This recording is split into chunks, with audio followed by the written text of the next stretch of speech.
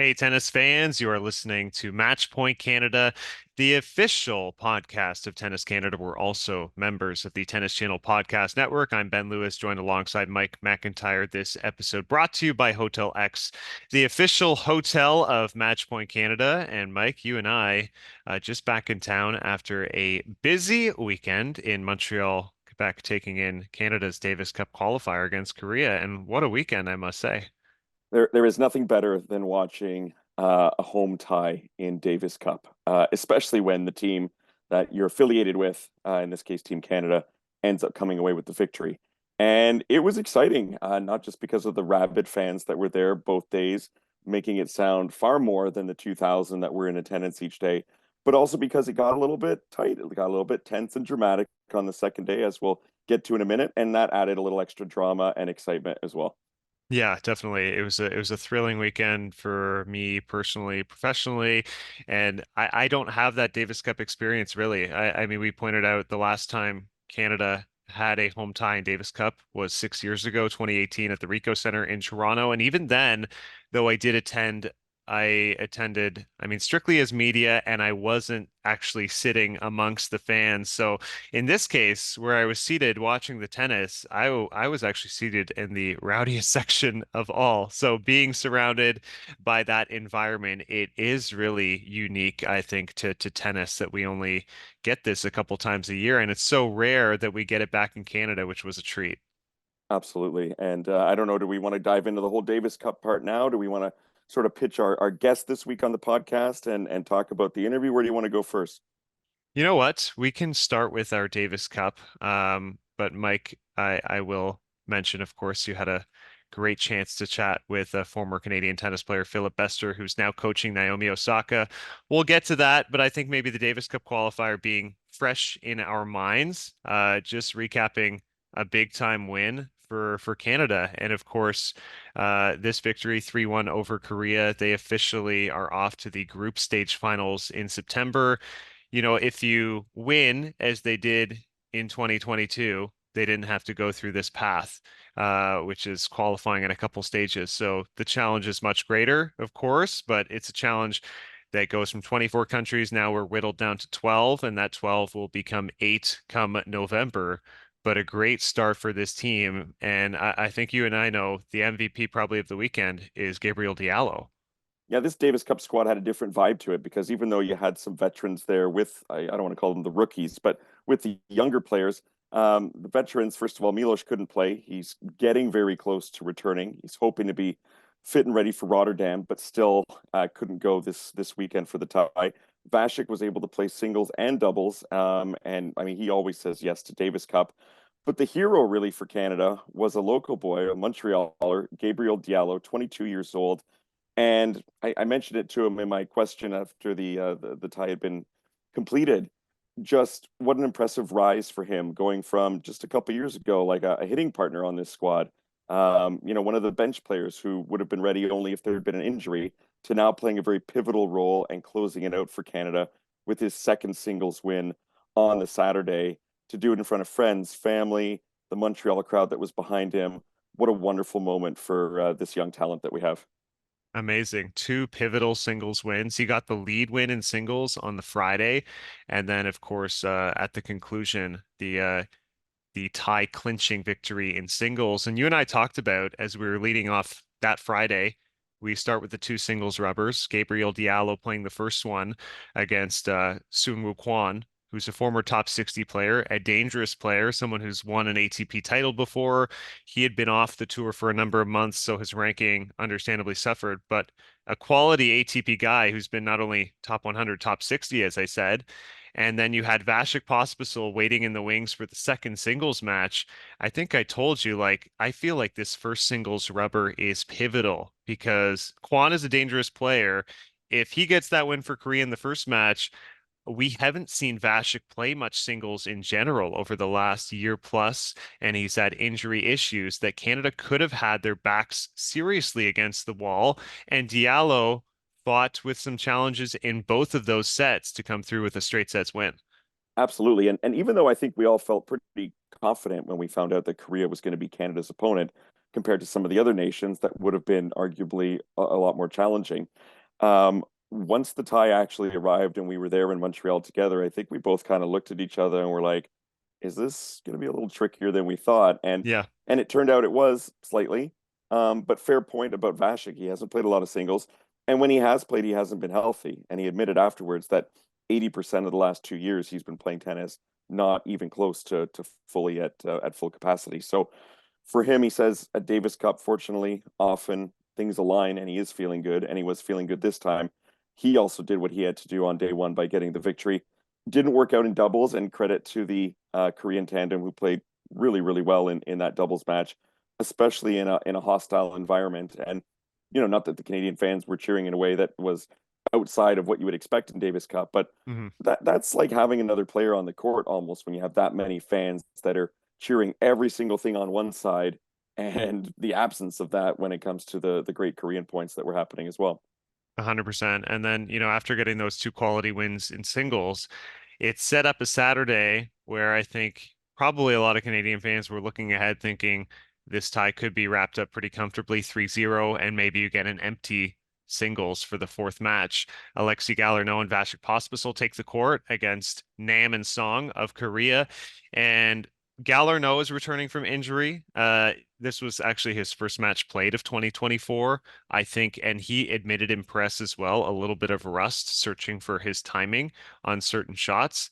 And these two players in Nam and Song, largely doubles specialists. Doubles is their game. And I have to say, they put forth an incredible performance in that match. I thought they were pretty flawless. In fact, they only faced one break point across three sets during all of their service games, come through 6-4, 6-7, 6-3, play a great match, and then suddenly all the pressure is sort of back on Canada because Korea has an opportunity to tie things at two and maybe force it to a decisive fifth singles match. I mean, hey, it would have been boring if they had just done it in three straight anyways, You might be right? right. So, and tennis fans there got an extra singles match out of it and a little Yes. bit more on the line. So I think it was good from a storyline perspective. It's too bad for Galarneau. Would have been nice for him also, a Montrealer, to be able to get a win in front of his family and friends. Nice story. His mom asked how many tickets were remaining for the Saturday, and there were about 60 or so, and she bought the lot of them, which I thought was really cool to Hmm. hand out to more family and friends from the Galarneau camp. But look, we've got this talent coming up the pipeline in Galarneau and Diallo. And Diallo's game to me in particular was just so impressive to see up close, especially in a smaller venue like this, to just see how big the serve is, to see how aggressive he could be on the court. You pointed it out early in the match, and the Koreans said afterwards that his backhand was what impressed them the most. So he's got a very complete game. He's still very much developing as a professional tennis player. He's ranked not too far out the top 100, and I think we both feel pretty confident that at this rate, he should definitely be inside the top 100 players in the world at the conclusion of 2024.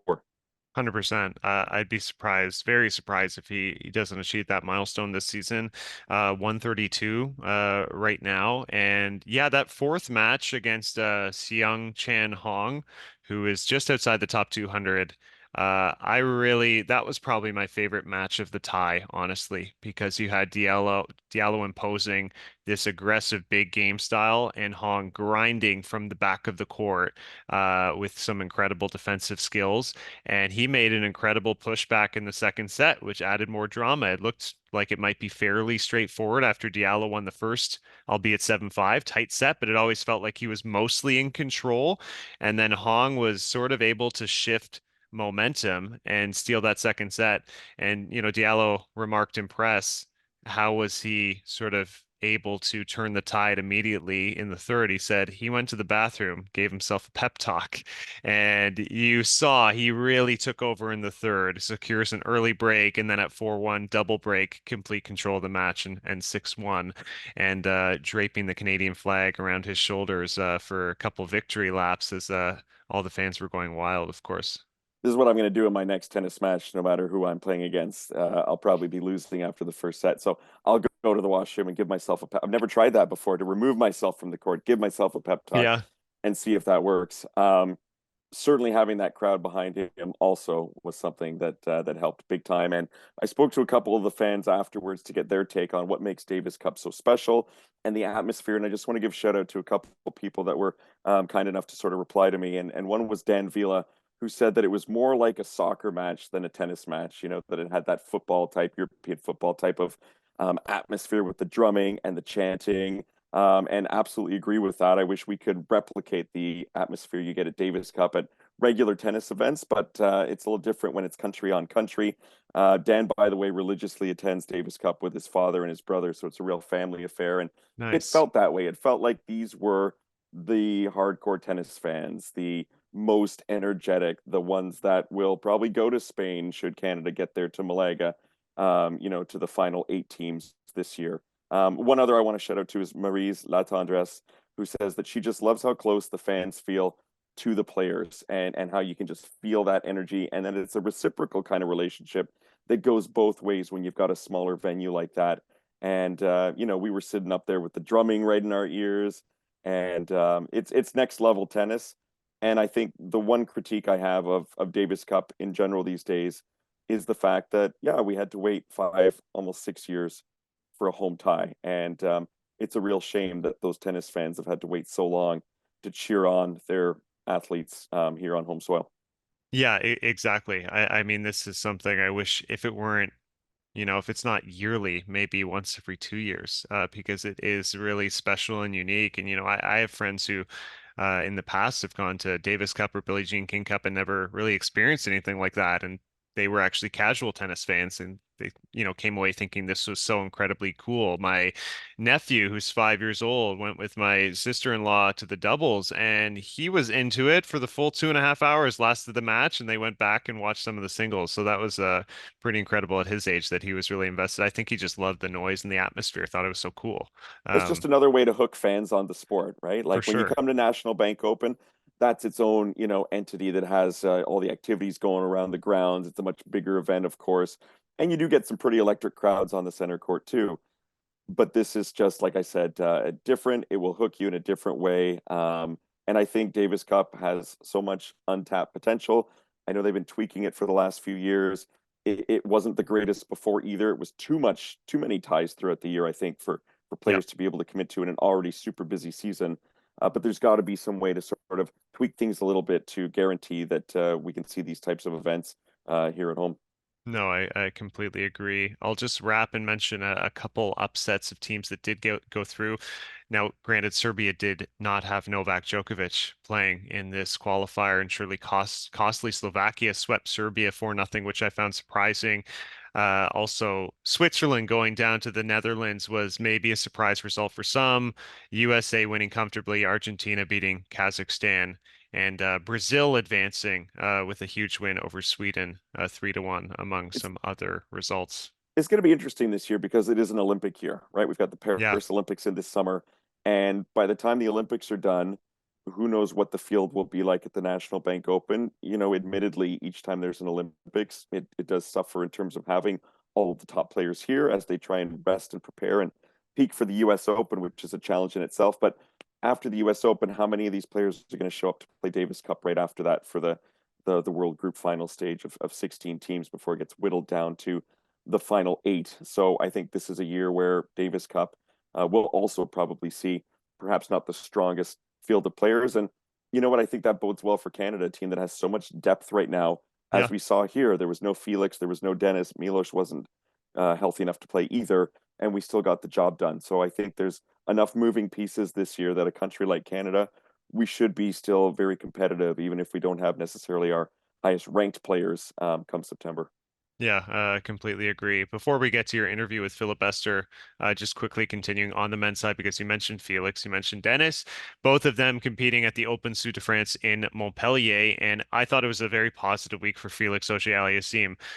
2 match wins, gets to the semifinals and gets some ranking points and loses in 3 sets to the eventual winner of the title, Alexander Bublik, 4-6, 6-4, 6-4. Had this great win over Arthur Cazot, who's a young name, a young French name you should remember because he defeated Holger Rune at the Australian Open.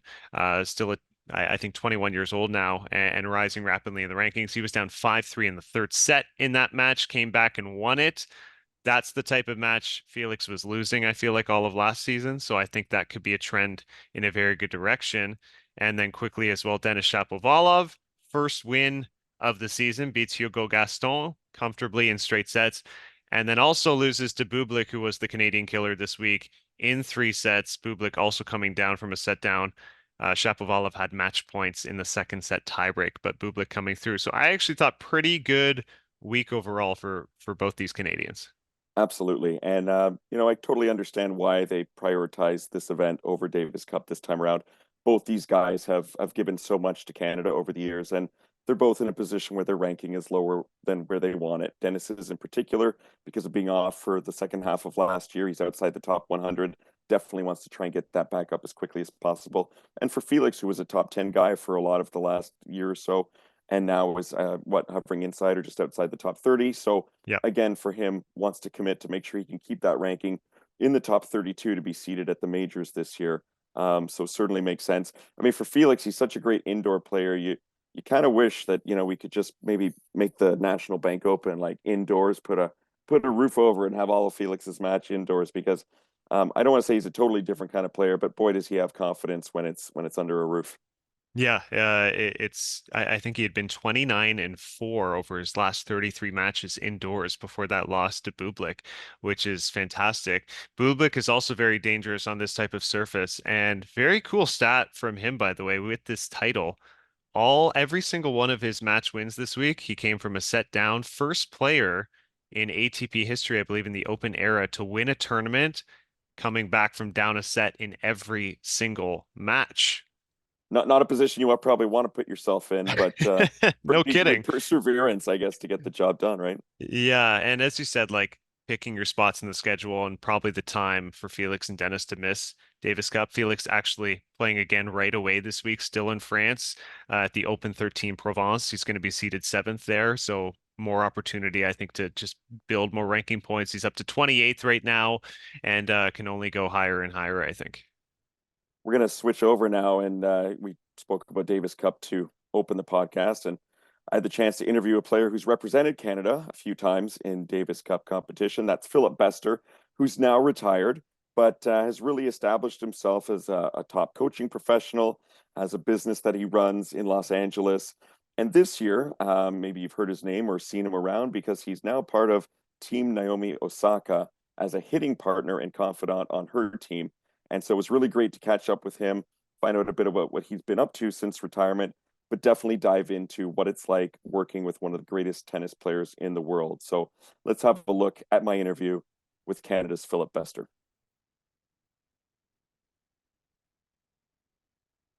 There you have it, Mike's conversation with Canadian Philip Bester.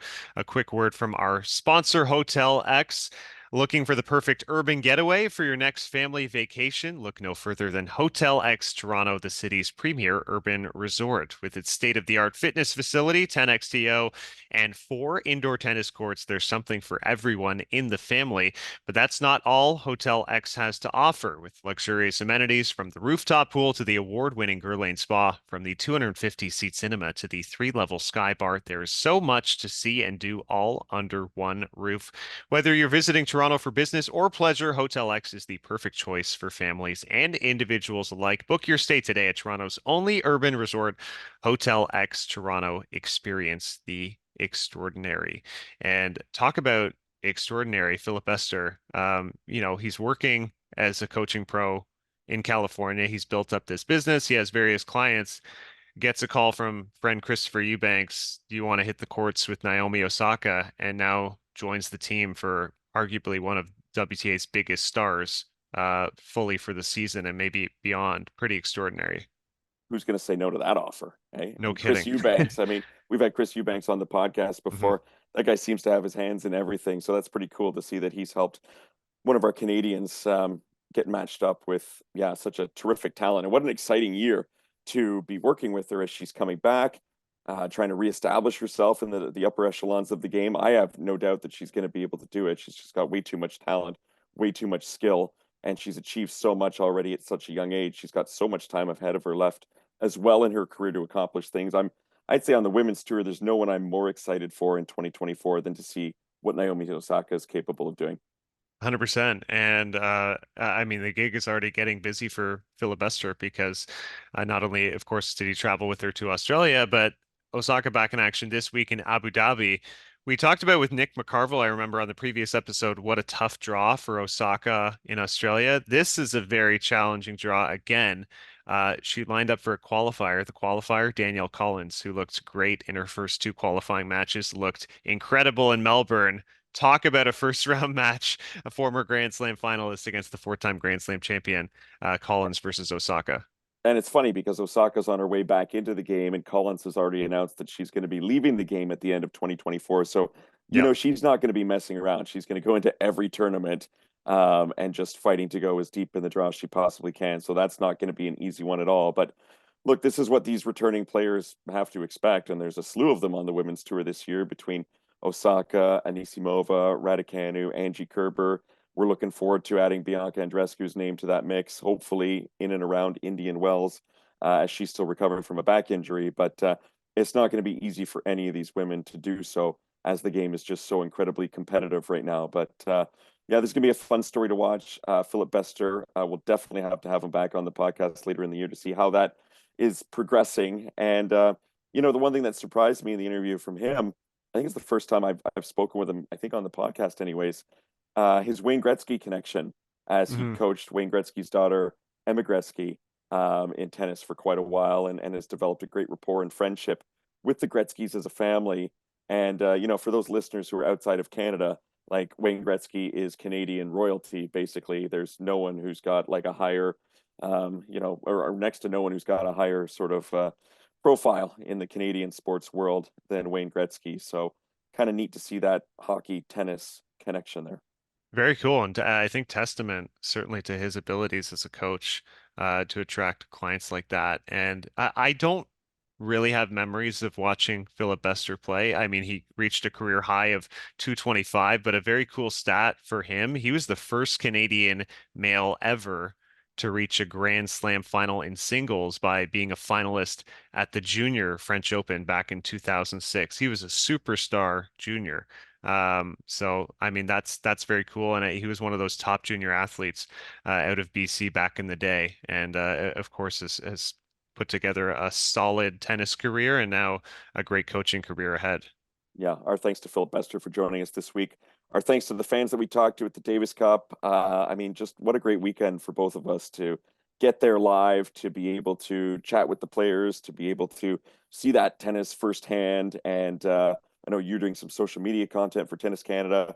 I'm working on a couple of articles for them, and it has me excited for September. So maybe we should start, saving up now and planning our schedule and blocking off that time, because I know that would be a heck of a lot of fun to head overseas as well and see that play out. And I really do think that Canada has a great shot of going deep this year, as they did just a couple of years ago in 2022, winning the whole darn thing. Absolutely, and that's exactly what Frank Dancevic said in press. He feels like as a nation they can beat anybody. This weekend they get the win over Korea. They are off to the finals group stage. Guys, we are off. Thanks so much for listening to Match Point Canada. We will talk to you next time.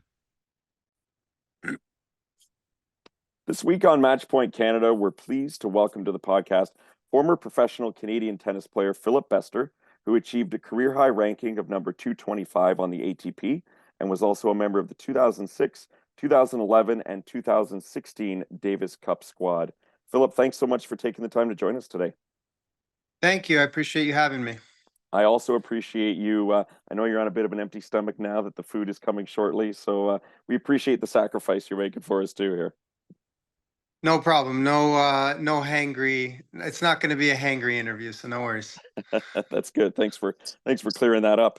I want to start with it's been a few years since we've heard your name in tennis circles since you hung up the racket yourself, and we were all very excited, Canadian tennis fans, to see your name associated with one of the greatest tennis players around in Naomi Osaka, who you've been hitting with and being a part of her team in her return to tennis after some time away to become a parent. And so I guess let's start with that one, which is what I'm sure our listeners are kind of excited to hear about. How did that partnership come about? Yeah, it's been super exciting. It's obviously it's incredible to be surrounded by not only Naomi and the incredible person and athlete that she is, but also her whole team.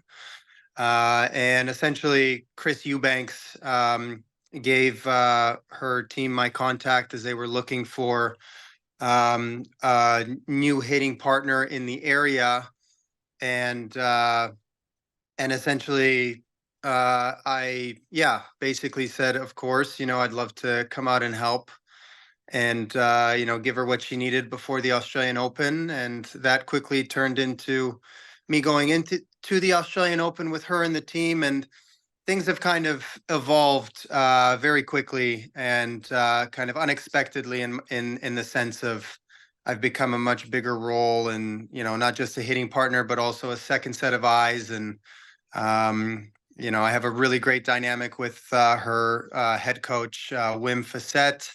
So it's been incredible, a really great not only experience, but just the dynamic we have with the team right now is extremely positive.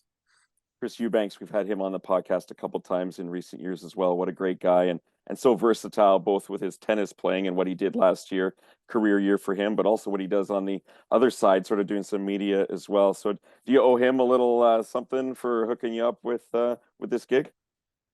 I mean, look, I ran into him in Australia, and I guess I guess I've earned a good enough reputation where my name, came to his mind, not only from a hitting standpoint, but also, he was, he wanted to, I'm sure, pass on, someone that wasn't going to be a problem, and essentially, for someone like Naomi, I think it needed to be a good fit for the people that are around her, who are, going to be, down to earth and kind of create a really positive environment for her. So, do I owe him anything? Sure, I'll take him out for a beer, but I had a great chat with him in Australia, and I guess, yeah, I'm grateful that I've left a good reputation, even though I haven't been around the tour for 6 years.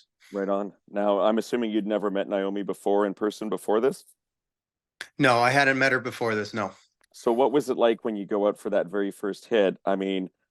Correct me if I'm wrong, but I know I'd be feeling all kinds of nerves, even though you've got such a history as a professional tennis player and you've been hitting balls forever. It's something else maybe when you're going out against one of the best players in the world and a multiple Grand Slam champion. So maybe just share a little bit about what those initial feelings were as you went out for that first day of meeting face to face. Yeah, look, I mean, naturally, there's always going to be some nerves. We actually had an incredible first session. The first rally we had was literally like 5 or 7 minutes long. It was ridiculous. Like maybe seven is exaggerating, but um, she said that, and we talked about this at a team dinner in Australia. We were kind of reminiscing on how we met, and what we thought of each other when we first met, and she said that it was one of the best practices that she had, the best that she had hit the ball in a long time. So that was, a huge compliment and very humbling. Um, Look, being in the role of, being the hitting partner is not an easy role. It's there's a lot of pressure involved. You want to make sure that you're doing you're giving the quality, you're doing what's needed from the other side. I think with Naomi, it's really easy because she creates a very relaxed, non-pressure environment where, she actually was apologizing more than I was, which was funny. And yeah, it's for sure. There's definitely nerves. I mean, the first warm up on Rod Laver before she was going out for her night match. You're on a time crunch, 25 minutes, and you have to perform, right? You got to go out and get the job done. And I think now at the age of 35, with quite a bit of experience in my back pocket, and kind of going away from the game and experiencing what real life is, I'm able to put things into perspective. And yeah, we had a great first session, and it's been really great ever since. It's awesome to hear that. I mean, aside from being such an incredible first class athlete, she's a great human being as well, just from talking to her in press over the years. And what a wonderful ambassador for the sport. We're so lucky to have her back. You must be very excited about, I suppose, what comes next. And you made it sound initially like it was maybe going to be a shorter term thing, but are you saying now that this is going to carry on into 2024 between you and her team? Yeah, so when I retired, I moved out to LA, and it was Wayne and Janet Gretzky that relocated me to coach their younger daughter Emma, who ended up going to SMU. Wow. And I've remained out here. So in the last 2.5 years, after Emma, I worked with another family privately, and their son ended up going to UC Berkeley, which was a huge success for them. And yeah, basically, I have my own business out here, own coaching business for 2.5 years now. I've built a really great clientele, and I have incredible students and families that I work with privately, of all levels and ages. So initially, this was a short-term thing where I had committed to working with her a few hours a day, out of my schedule. I made that room in my busy schedule here because I have a full schedule. And then the team had asked if I could carry over to Australia. So this was short term. And I guess what ended up happening is it just clicked on a lot of different levels. Um, I really enjoyed being around her and being with her. I felt that the team really made me feel like I brought a lot of value to her and to the team. And obviously that made me feel really good because I was essentially stepping aside from something that was very very stable and going really well. And it was humbling to hear from her team and from her, that they really wanted me to continue for the rest of the season and travel to the big tournaments and to continue with this. So that's the plan right now. We're leaving to the Middle East next week for a couple weeks, and in the midst of it, it's important for me to say that despite the fact that I'm essentially, I like this. I'm saying I like to call it. I'm taking on a new student, which requires me to travel a little bit more. I still care a lot about. I still care the same, and I'm still as committed to all my students here in LA. No matter what the circumstances are, and so I'm making it all work. But to keep a long answer short, yes, I'm going to continue with the team, and it's I'm really looking forward to it. That's great to hear, and I can imagine that whenever this partnership either winds down or slows down, or when you go back to doing working on your business a little bit more, it's going to do wonders in terms of probably bringing a few more clients your way, having being able to add something like this to your resume too. For sure, it's a great resume builder. Truthfully speaking, I have more demand down here than I can handle, and that's a great thing.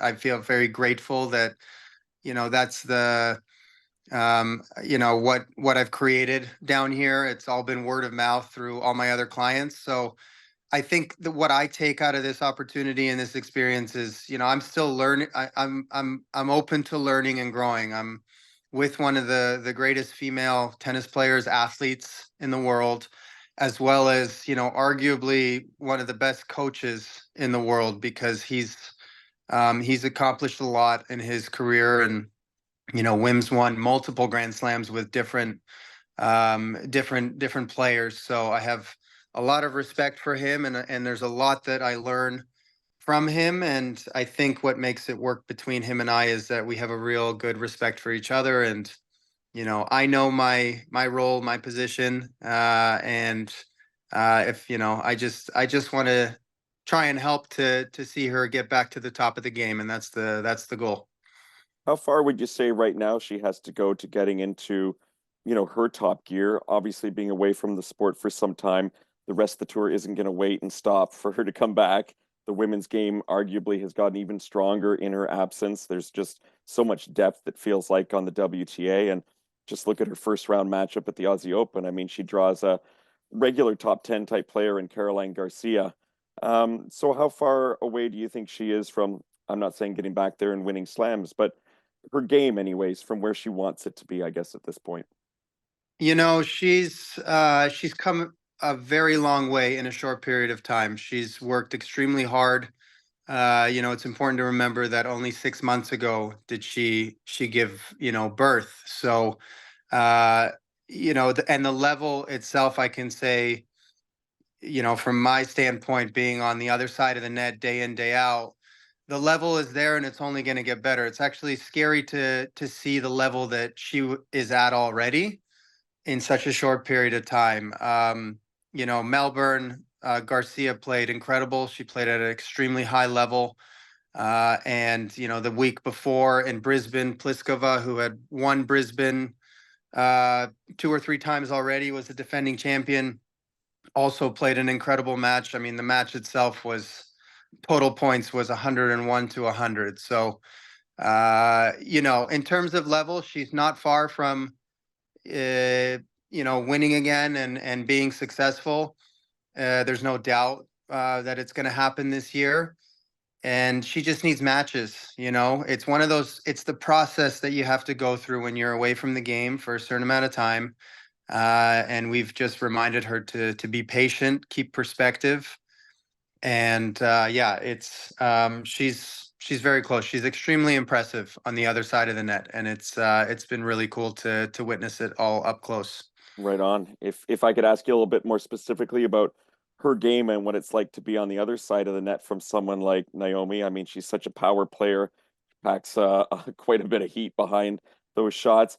How did you find it when you stepped out there? Did anything catch you by surprise?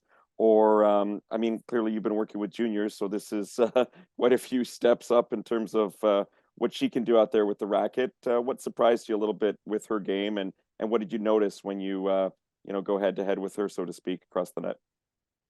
I think I know what was really impressive, what I shared with my family and my girlfriend when I got home was number one, how good she was at anticipating, how hard she hit the ball, the power source that she has, and as well as being able to change direction off of any ball that lacks just a little bit of quality. So, I again, like I'm still hitting with some college level players and some high performance juniors, and I'm probably hitting the ball better than I ever have still now, which is really great. But for sure, it's just fun to be able to hit that, at that level with her and to see what she's able to do, and to really feel her ability to be so quick at anticipating or to be able to change direction on a ball. So yeah, and the power is I mean, it's like she crushes the ball. She Ne really crushes the ball. Next level, eh? Yeah. Yeah. How does it make you feel being back, on the tour, so to speak, in this kind of a role, a supporting role, a role part of the team? How does it make you feel about hanging up the racket? Does it make you miss it? Is this the next closest thing to competing yourself? Does it sort of scratch that itch a little bit, competitively speaking, given your background in the sport? Honestly, no, doesn't. I don't have an itch. I'm very at peace with where I am. I look back on my career with a lot of pride for what I accomplished, and it took a lot of sacrifice. Anybody that's gotten to that level, um, it takes a lot of sacrifice and a lot of hard work to get there. And I think that I don't like the stereotype, or not. I mean, the basically in the tennis world when it's said that, oh, you didn't get to the top 100, so you didn't make it per se. There's so many incredible players out there that have done a lot and gotten to top 200, top 250, and so just going to these tournaments again. I think what was really great for me is yeah, like you're in the middle of it all again. However, this time it was so much less stressful. I was able to just enjoy being there. Um, I think what was really cool was running into all of the players, coaches, the people that, were on tour that still are on tour. And it was almost like we were picking back up from where we left off. I guess it made me feel good that, people remembered me. It's always a nice feeling when you're away from the game and you come back. And like second day, I went down for breakfast at the hotel and ran into Dimitrov, and we literally we had breakfast together for an hour and a half and just caught up on everything. So um, it's nice. It's less stressful. I don't have the itch at all. I think what I'm doing right now, teaching and coaching, is what I'm supposed to be doing. And obviously, it's pretty cool that there's also that aspect of sitting in the box and playing the match with her. The only thing is maybe I'm a little more nervous because so many more things are out of my control. That's right. I'm sure. I'm sure. Well, that's cool that you get to reconnect with so many players that you would have hit with or played against during your time on tour. And obviously, if you're hitting the road with Naomi a fair bit this year, you're going to have many of those breakfasts and other random encounters, I'm sure, to enjoy, which is great. I don't want to keep you too much longer, Phil, but I do want to ask you, although we're releasing this episode after Canada's Davis Cup tie against Korea, how many of those Canadian guys do you keep in touch with? And when they're healthy, what do you think this squad is capable of? Obviously, internationally speaking, we're the reigning Billie Jean King Cup champions on the women's side, which was so fantastic to see a few months ago. Prior to that, the Davis Cup the year before. What do you think we'll talk about the male squad right now because they're hitting the court shortly against Korea. But what do you think they're capable of when all those guys are able to show up for their country? Look, they've proven to be world champions already. So, basically they can be world champions again. I still stay in close touch with most of the guys. Felix, Dennis and I had a nice lunch in Melbourne and caught up. Peter Polanski is my best buddy. I know he's not playing anymore, but he was a big part of the Davis Cup team for many years. Milos, ran into Milos, as well. It was nice to see him, and so great to see him back. I know he's struggled with injuries and not being able to play. So look, I think it's a great group of guys with a lot of talent and a lot of skill. They all want to accomplish the same thing. I think when you taste victory, when you taste, what it's like to go to the ship and to win the championship, you just want more. And I think they're definitely motivated from, not doing what they wanted to this last Davis Cup. And I'm just super happy for them, super happy for them, super excited for them. And it's just, I watch from my couch in my living room now on the tennis channel and watch them do their thing.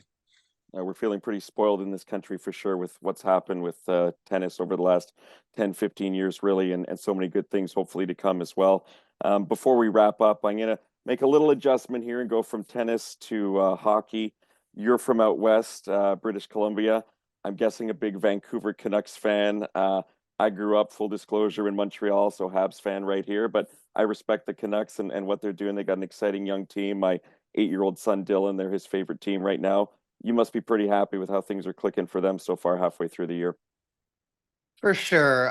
Yes, I'm a huge Vancouver Canucks fan. It's been a difficult last 10 years or more, ever since 2011. I think it took a long time to rebuild, not just with the team but just I think the emotional part of it. People were really grieving kind of what happened in Vancouver with the riots. And um, I think the team is, first of all, it's so fun to follow them. I still watch, almost every game wherever I am. And their leadership that they have with Rick. I was fortunate enough to meet Rick and spend some time with him when I was working with the Gretzkys, as I believe Rick and Wayne played Yeah, together, or they played on the same line. they were the same era, So played together on Canada Cup teams, I think, as well. So, right. yeah, So I got to know Rick, and I mean he's exactly what that team needed. He's exactly what that team needs in terms of bringing them together and playing for each other. So it's for sure been really fun to watch. I'm really happy for all the fans in Vancouver, because I know that, there's even bigger diehard fans such as myself. So It's great to see. And if I can add one more thing just to the last question that you had asked me, I mean, a huge congrats to is it still called the Fed Cup team? Billie Jean King Cup. Well, okay. So anyways, to the women's team, I mean that's incredible, what they did. It was so great to see them win the championship and the year after the men. So it's super cool to see, both men and women on tour doing so well and essentially setting a great example for all the younger generations in Canada. Absolutely. I mean, I think there was about a 1 week period there before the Davis Cup finals where we were simultaneously men's and women's world champions, which I just think back to me being a tennis fan as a kid, and if you had told me back then that that would ever happen, like it would have been hard. I would have had to pinch myself to believe it, you know? Yeah, for sure. Final question. It'll be a great one. Literally, that's a terrible pun. I'm gonna ask you about the great one. And what was it like to coach one of his kids? Is he a big tennis fan? And did you get to hit any tennis balls with Wayne Gretzky as well? Yeah, incredible opportunity experience. Working with Emma was an absolute pleasure. She's the sweetest girl, and I'm so glad that she went on to play college tennis. It's from what I'm hearing and what I know, she's having a lot of fun there and is being really successful. Look, I mean, the Gretzkys are extremely just generous, people. I'd have a few hours of tennis with Emma, and then, I was just hanging out at the house with Wayne and Janet and got to know them on a real personal level and can, say that they're friends of mine now. And, it's kind of like, I guess the best example that I can give is the first day that I was in LA. They were very generous to allow me to live in one of their homes in the community that they were in for the first couple months as I got situated. And I see my phone ringing at 7 p.m. and it's Wayne calling me. And so it's like stress through the roof, right? I'm like, okay, like what have I done something wrong? Do I need to be somewhere, teaching or, and I go, hey, hello. He goes, hey, Phil, what are you doing? I go, hey, Wayne, just unpacking. And anyways, he invited me down to the house to watch an Oilers game. They were playing against somebody, and I found myself, having a couple beers and watching hockey with Wayne. Just Amazing. talking about hockey and everything. And in terms of tennis, I mean, yes, they're big tennis fans. Love tennis. Played doubles. We had a couple very high intensity mixed doubles matches with. I think it was Janet and I against Wayne and Emma. So super cool experience. Memories that I'll have forever. And it's just been it was real privilege to be able to uh, teach Emma and become good friends with them. Very cool. Very cool that he'd have you over, even though you're a Canucks fan too. Um, thank you. Thank you so much for joining us, Philip. I wish you all the best this year in your new role as hitting partner and confidant, really. I mean, hitting partner entails a lot, as you mentioned, with Naomi this year. I hope it's hugely successful for her and for you and the whole team. And best of luck to your Canucks, too, as they're looking good for the playoffs right now. So knock on wood. Hope you have a deep run with the Canucks going into the spring as well this year. I appreciate it. Good luck to your Habs. Thank you for having me, and best of luck to the boys in Davis Cup.